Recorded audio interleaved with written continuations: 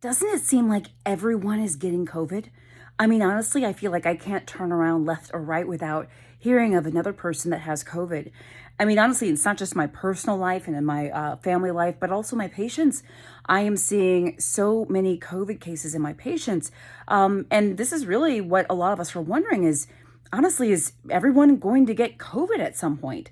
In some ways, it seems like that's inevitable, but the question really is it inevitable or is it not?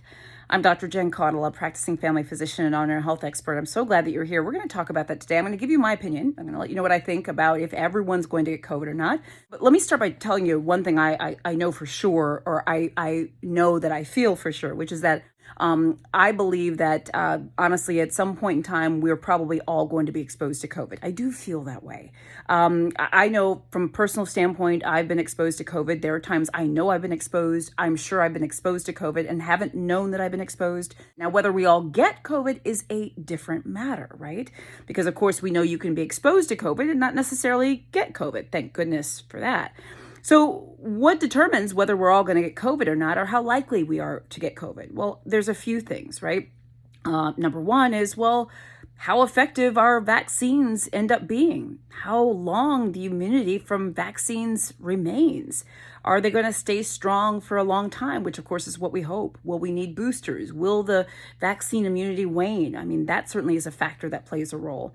Also is how many people end up getting vaccinated, right? We know this is the main way, one of the most important ways to protect against COVID. Well, a part of whether we all or how many of us get COVID depends on how many of us get vaccinated. So that does play a role as well. But let's not forget natural immunity, which I've always admitted is important and is a thing.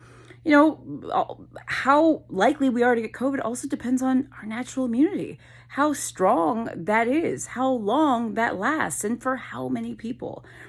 Then we also have to take a look at COVID. How transmissible is it? And we know different variants have popped up over the years. Funny, I'm saying over the years now because we've been in it for that long. But as new variants continue to pop up, you know, how transmissible, how easily spread are those variants, right? And then also our public health measures, right? We know things like wearing masks, social distancing, being very careful, washing our hands, all that stuff, including getting vaccinated. All of our public health measures matters as well. So, you know, and there's other variables also that I've likely not mentioned, but those are some of the things that really goes into whether, or rather how likely we are to get COVID.